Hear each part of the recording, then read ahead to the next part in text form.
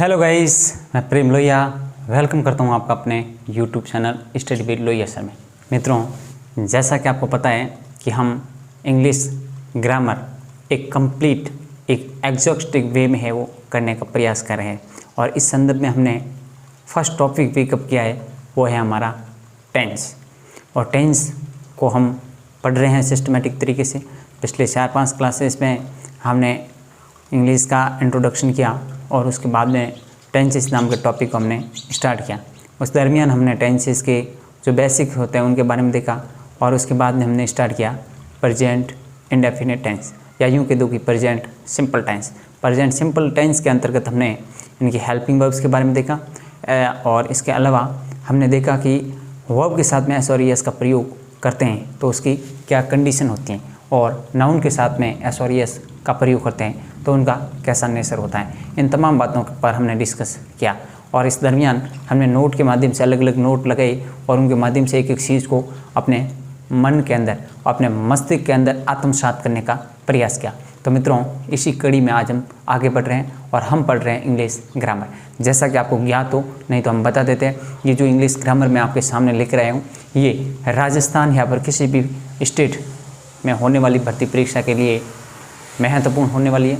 और एक चीज़ का ध्यान रहे कि इंग्लिश हमेशा है वो सभी जो एग्ज़ाम्स होते हैं, सभी एग्ज़ाम के अंतर्गत अगर वो टॉपिक दे रखा है तो ध्यान रहे कि वहाँ से आपको जब पढ़ रहे होते हैं उस समय एक चीज़ का मोस्ट ऑफ ध्यान रखना है कि आपको इंग्लिश को इंग्लिश की तरीके से पढ़ना चाहिए। मैं तो ये कहता हूँ कि हर सब्जेक्ट को ऐसे ही पढ़ना चाहिए, बट एक चीज़ का ध्यान रखना कि विशेषकर लैंग्वेज के अंतर्गत आप ऐसा नहीं है कि आप है वो कोई पटवारी के एग्ज़ाम की तैयारी करें तो वहाँ टेंस चलेगा आएगा, आप रीड के अंदर जिन्होंने लैंग्वेज ले रखी है वहाँ टेंस चलेगा आएगा, या फिर यूँ कह दो कि ग्राम सेवक में अलग आएगा। ऐसा कुछ नहीं है, देयर इज़ नो डिफरेंस, कोई भी अंतर नहीं है।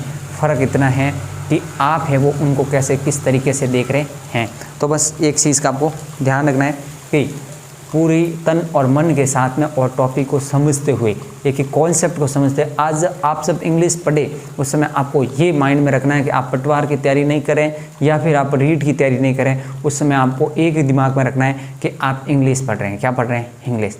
तो इस चीज़ को ध्यान में रखते हुए मैं आपके सामने जो स्पेशल, अगर मैं उस एग्ज़ाम को हाईलाइट करने की बात करूं तो ये आपके लिए जो सेशंस है वो कारगर होंगे रीड के लिए, जिसके अंतर्गत इंग्लिश दे रखी है, ठीक है। इसके अलावा जो लैंग्वेज के तौर पर लेना सारे, हालांकि मैं मोस्टली बात करने वाला हूँ लैंग्वेज फर्स्ट के बारे में। हाँ, कुछ ऐसा पोर्शन भी होगा जो लैंग्वेज सेकंड है उनको भी है वो कवर अप करेगा। इंग्लिश के संदर्भ में मैं बात कर रहा हूँ।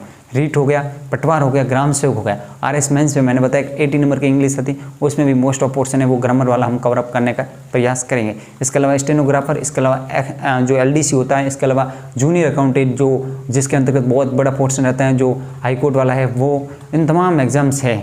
और एक जो हाईकोर्ट में ग्रुप D की करके वैकेंसी आती है वो वाला सप्तुत श्रेणी।